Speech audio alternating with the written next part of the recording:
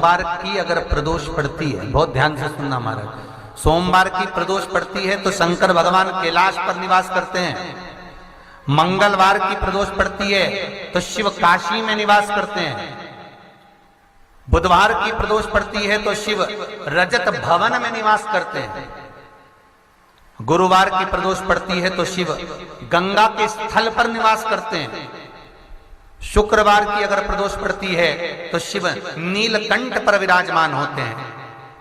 शनिवार की अगर प्रदोष पड़ती है तो शिव शमी के वृक्ष के नीचे रहते हैं। और रविवार की जब प्रदोष पड़ती है तो शिव बेलपत्र के पेड़ के नीचे निवास करते हैं।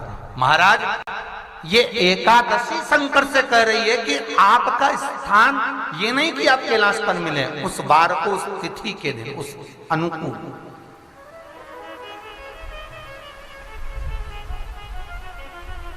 हमारे यहां कहते हैं सोमवार की जो प्रदोष पड़ती है वो इच्छा पूर्ति करती है।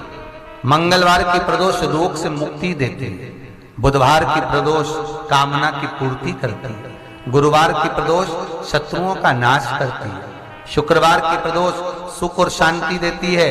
शनिवार की प्रदोष संतान का सुख देती है। और रविवार की प्रदोष जो काम दुनिया में कोई नहीं कर सकता वो अचूक फल की प्राप्ति रविवार की प्रदोष करा देती है। महाराज ऐसी प्रदोषों का नियम वर्णन किया चाहिए। भगवान कहते ठीक है तू थोड़ी देर खड़ी हो।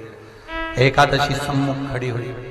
पार्वती जी ने जिस अंगुष्ठ का जल पीने के लिए लिया था हाथ में, बस पीने ही वाली थी, शंकर भगवान ने वही हाथ में जल लेकर एकादशी के हाथ में उसको देकर कहा ले, ये मेरे द्वारा निर्मित एक व्रत है जिसे त्रयोदशी के दिन तूने मांगा है, मैं तुझे देता हूं। आज इस व्रत का फल मैं तुझे प्रदान करता हूं। अब तू जिस जीवात्मा को लेकर जाएगी उसका पाप प्रबल नहीं होगा। किसी स्त्री, पुरुष, बालक, बुजुर्ग जो भी होगा जिसने प्रदोष का व्रत करा होगा वो जीवात्मा को तू किसी फल की कामना से नहीं स्वतः ही लेकर चली जाए। उसमें कोई कामना नहीं है। बन सके जीवन में 11 प्रदोष या 26 प्रदोष करने के बाद आप उसका उद्यापन कर कर विराम भी दे सकते।